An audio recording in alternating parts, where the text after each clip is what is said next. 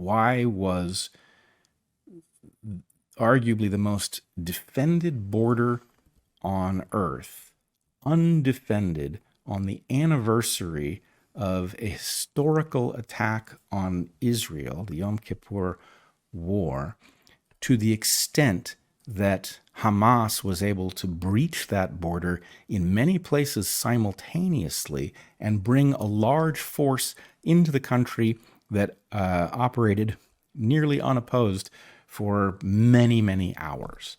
That is a question that a rational person would have to ask. And maybe it has a perfectly mundane explanation. But the problem is, if you search for that mundane explanation, it does not suggest itself.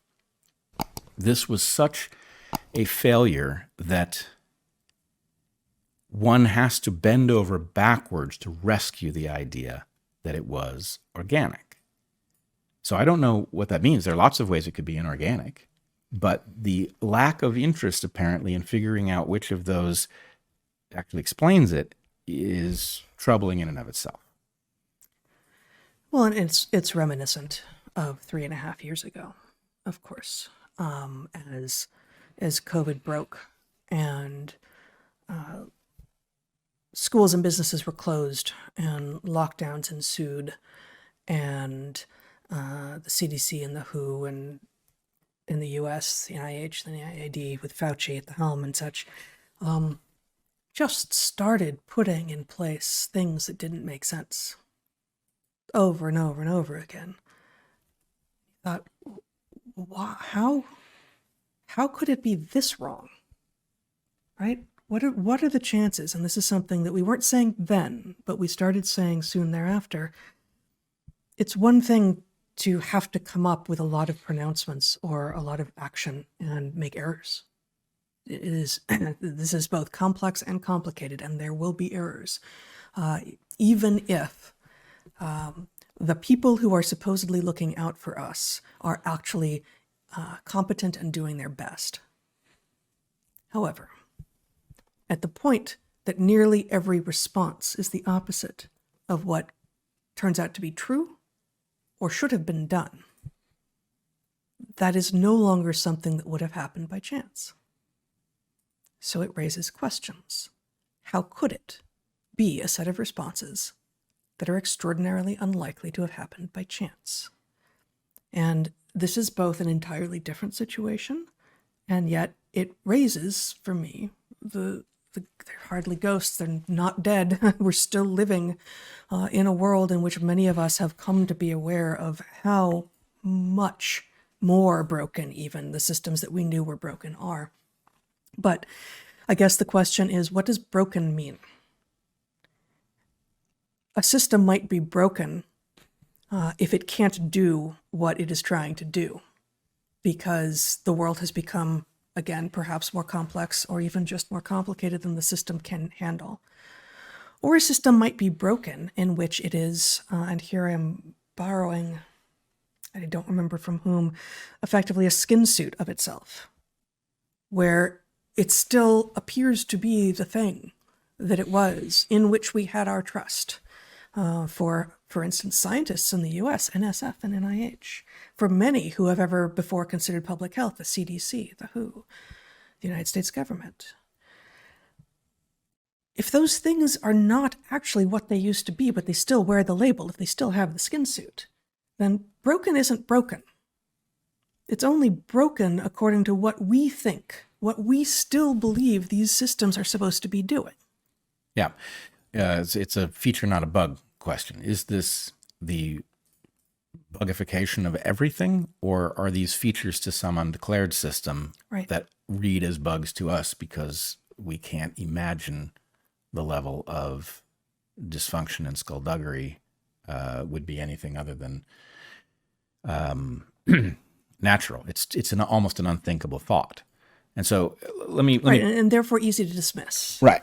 And I think one of you says in the podcast you released yesterday, actually a fan of the idea of conspiracy theorist. I think one of you says this in yesterday's podcast. Yeah, the question is because if you actually think that no conspiracy ever happens, what are you doing?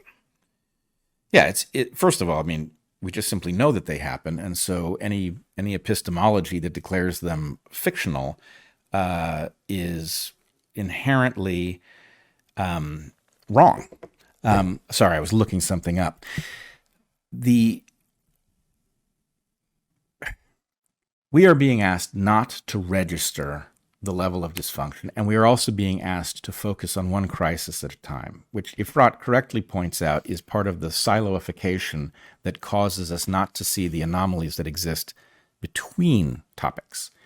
Well, I guess I would, I didn't hear in your conversation yesterday, we are being asked to focus only on one thing at a time. When something extraordinary happens, many of us will pivot.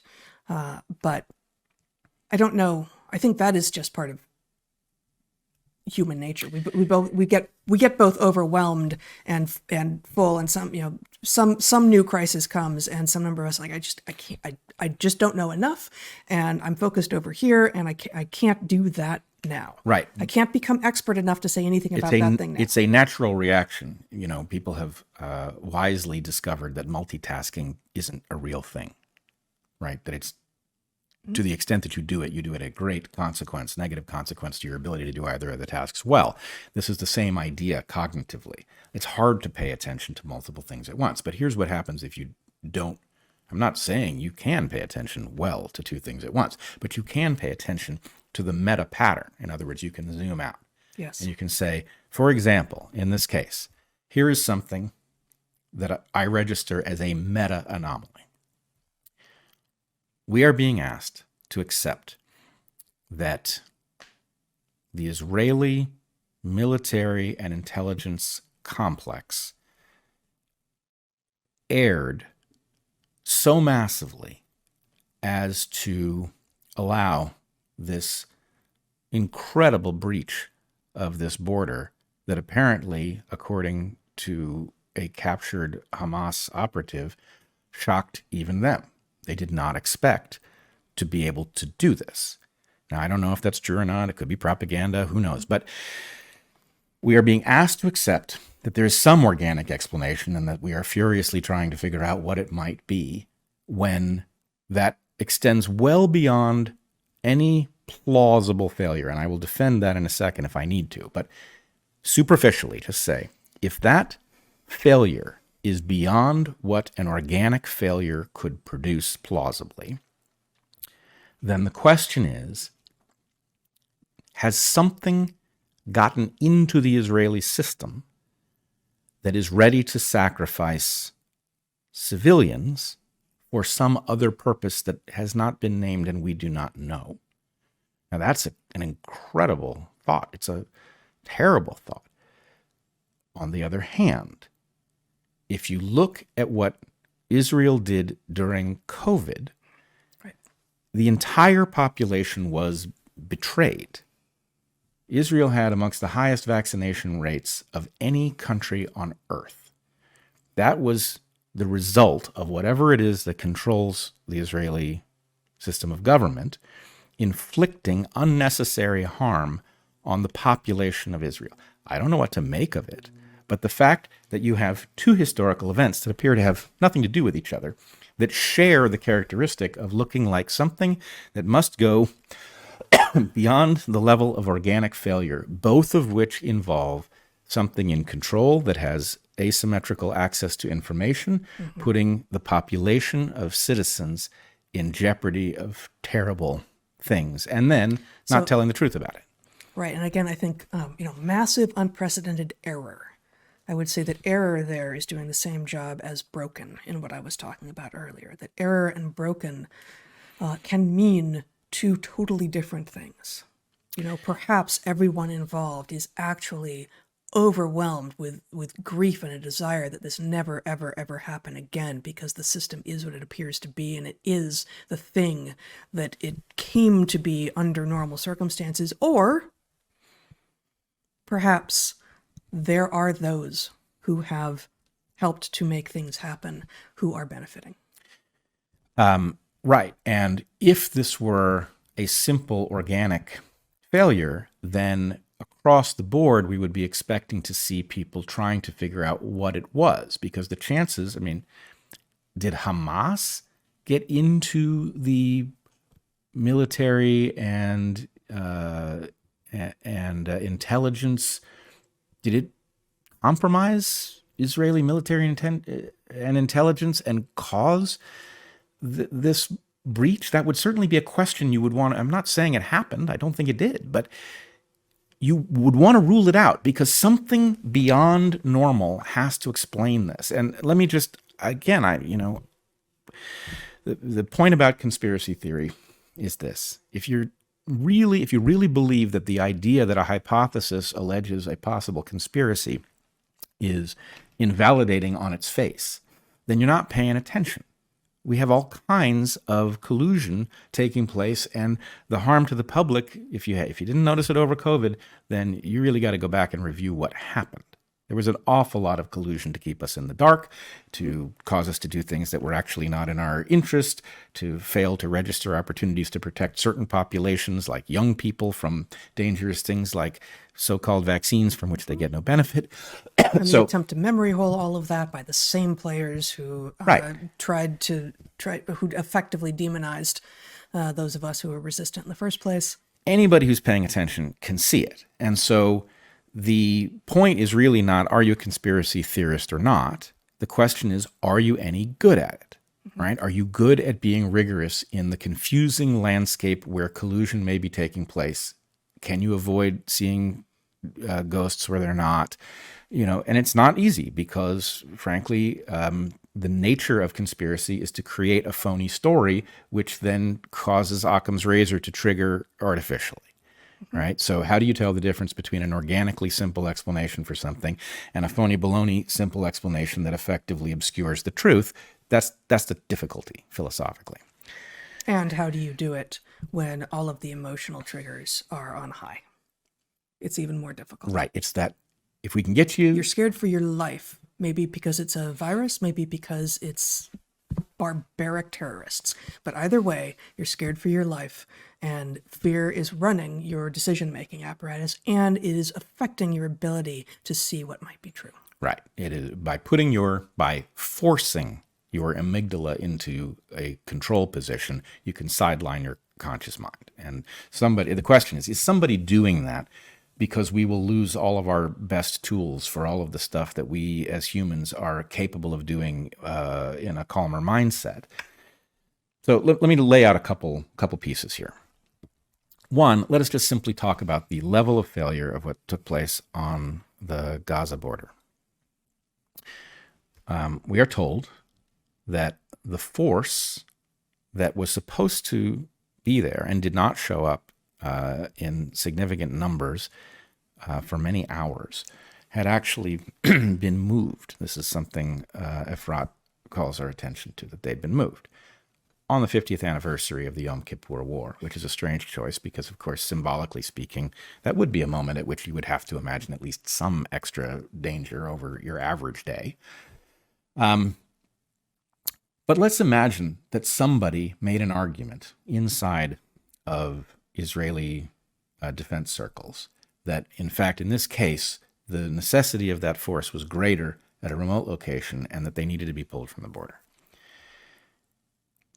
I cannot imagine that some person would not have stood up and said, that can't possibly be right, because at the very least, we can't be totally certain of what our enemy is able to detect of our movements.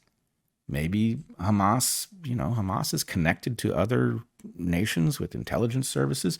Who's to say what they know? And so at the moment that you argue to pull your force from the border that it protects, it may be that you are sending your enemy a message that this is a good time to attack because defense will never be more absent. And so inherently, if you were going to pull some large fraction of that force to somewhere else, you would leave another force in its place. You would leave half of that force there in an activated form. You would do something, but you wouldn't just pull them away because of some superficial need, which may be very real somewhere else. That doesn't make any sense. And so So we are left with a paradox, which is behavior that appears to extend beyond incompetence, which is the exact pattern that we saw during COVID. It was behaviors that are still being dismissed as incompetent, but can't be incompetent because it's not plausible. That level of incompetence is implausible. And so I think, can you look up Hanlon's razor? It's an adage or rule of thumb that states, Hanlon's razor, never attribute to malice that which is adequately explained by stupidity. Okay. I'm going to argue that we are living downstream of this appalling principle, that this principle is in fact a weapon of war. Maybe it was not formulated that way, but it is functioning that way. And my point is going to be Hanlon's razor is a false corollary of Occam's razor. Now, Occam's razor is not a perfect principle, in part because it's an ancient principle and it needs a little updating. Occam's razor loosely states that the simplest explanation for a set of observations tends to be correct. All other things being equal. All other things being equal, and I would argue that the proper reformulation of Occam's razor so that it becomes a rock-solid principle is given perfect information, given perfect and complete information, the simplest explanation is always true. And that we never have perfect and complete information. So the point is we have to downregulate it to is generally true. But the problem is Hanlon's razor is not a razor. Occam's razor is actually a surgically precise, if properly instantiated, a surgically precise and operational framework for reason. Mm-hmm. Hanlon's razor masquerades as a razor. But not only is it not a razor, it's not even a hand axe. It's a sledgehammer. And the idea is that it is used to silence anybody who starts putting two and two together and seeing evidence of collusion. And hear me clearly, I am not saying that if you applied Hanlon's razor, you won't be right 95% of the time. You will be. In general, there's a lot of incompetence out there, and it explains a lot of broken stuff. Well, and as with so many of these things, it really depends on both where you're standing and what your scope of view is. And so you can say about one thing that you see, now, it's very unlikely to have been malice, it's probably stupidity.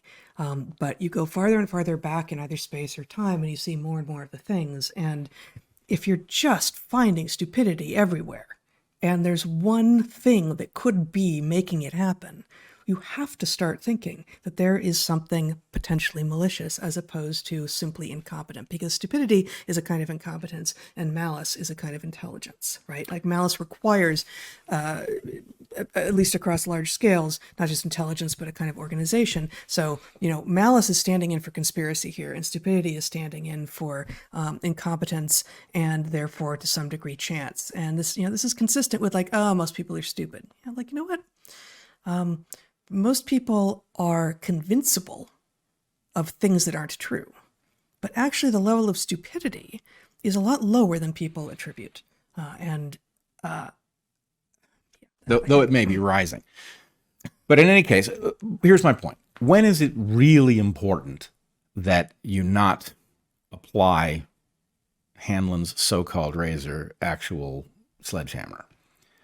In the 5% of cases where actually what you're looking at can't be explained by incompetence. And so what it does is it puts in the hand of people who have no demonstrated capacity to sort between instances in which incompetence has created a failure versus something like sabotage. It puts in their hands a way of silencing those who would explore the question.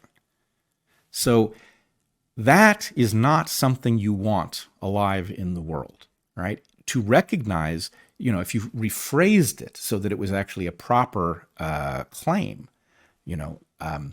something like incompetence often explains that which we are tempted to ascribe to malevolence, something like that. Okay, that's true. Then we don't, but what the fuck is the word never doing there? And when did we all take a class on what can be, right? The point is, you have to have a standard in order to wield that in any useful way, if you're going to have a never, then you have to have a rock solid standard, a threshold in which you can say, in this case, we don't see enough evidence of something unusual to really say that we are outside the bounds of what can be explained by incompetence. The level of incompetence that it would take for, is it the most modern military on earth? Certainly one of the top few. Is it the most sophisticated intelligence service on earth? Certainly one of the top few. What would it take for that combination? I mean, in addition, it's not like the rest of the sophisticated intelligence organizations around the world. It's not as if, the U.S. doesn't view its interests as tied up in events in the Middle East. The U.S. didn't notice Hamas for a year practicing and building for this operation. Nobody noticed. And now they're telling us that they are surgically attacking the installations that Hamas uses to conduct its operations. We know where those things are, but we didn't know that there was an operation being planned, and they pulled the force off the border and crossed their fingers on the anniversary of the Yom Kippur War. Look, maybe there's a great explanation for how this happened, but it is the lack of curiosity about the oddness of that pattern that really tells the story, I suspect. Yeah. It is also, of course, true that malicious intent will be more successful if part of what it does, if one of its methods is to increase incompetence, such that there are fewer individuals around to notice what is happening, to say, wait a minute, to in any way deflect or resist the things that are happening. And I have no idea about the IDF, but certainly in the U.S. I believe we see both things in the U.S. military, right? It has been ever harder to attract people according to the old standards. And you have the feminization of the military through various means. And all of that is distracting a whole bunch of people, while who knows what kind of cover that gives to the other things that are happening. Which brings me to the next facet of this, which is something I'm horrified to be watching. But this turn of events, historical and whatever their nature, let's say that they're perfectly organic, that what took place is exactly what it appears to be, a massive intelligence and military failure in in Israel, a cleverly planned, utterly barbaric attack by Hamas designed to produce a massive reaction that will curry sympathy in the world, whatever. Let's say it's exactly what it appears to be. The consequence of it outside of the Middle East is to make conversations that were taking place a week ago very difficult to have, if not impossible now. And what I would point to is that this has been quite true across multiple events in recent history. There's something that I would call the coalition slicer-dicer working on us. And what it does, let's say that you have a group of people who have found each other and they have come to understand how to interact with each other, and they have established bonds of trust over their growing sense-making surrounding COVID, right? You have the COVID dissidents who are realizing that they're all seeing pieces of the puzzle, and then they pool those pieces and they say, oh my God, here's what the larger puzzle looks like. And they are empowered and they hold meetings and they become an important force on the landscape, because as the population wakes up to the fact that something was done to it that was unholy, these people have all been seen to offer pieces of the truth along the way. That is a very powerful force. That force is fiercely divided over the interpretation of what took place on October 7th in Israel, to the point that it can no longer move in a coordinated direction because the tensions over the current thing are such that it has forgotten what it understood about the bonds of trust that were necessary for that to function are strained to the breaking point. Mm-hmm. And that is not the first time it's happened. When it happened with COVID, if we step back one phase into this landscape of heterodoxy, COVID absolutely divided the coalition that had formed around the danger of the woke revolution. The woke revolution brought a great many people together. It caused those same bonds to form. People were actually an important force in the world, pushing back on this woke narrative, calling out ESG and all of those things. That was devastated by COVID. Those who could not see past the mainstream perspective on COVID took a different path. And so that heterodox world was sliced right down the middle. And we've now seen it happen again. And this has impacts across the globe. It has impacts on the U.S. presidential election. It has impacts on our understanding of U.S. entanglements abroad generally. And my concern is, divide and conquer is a famously ancient strategy. Mm-hmm. My guess is we would find the formulation of it in many different traditions. Obviously, Napoleon knew about it. Surely Sun Tzu is going to have things to say about it. But divide and conquer in an information landscape might look very much like an ongoing slicer-dicer operation that simply tears coalitions apart so that they are never capable of making any meaningful change, which is, after all, I think the Goliath's purpose. Frustrating meaningful change so that Goliath retains the control that he has engineered for himself is the point. And so, in any case, again, stepping back to the meta level, yes, you have this absolutely unignorable real phenomenon involving life and limb and absolute unignorable barbarism taking place really on the ground amongst real people. That is very difficult for a human being to step back from and try to place in any sort of context, because that almost feels disrespectful. Mm-hmm. But the fact is that larger context, to the extent that there is some amoral entity that might be commandeering our governance structures and causing them to act against our interests as citizens, that it might be shaping world events to fuel the time-traveling money printer and make its black budget flush with money, whatever it might be doing, we would be fools not to recognize that at the very least, the following two things are true. There are people who get rich when human beings need weapons.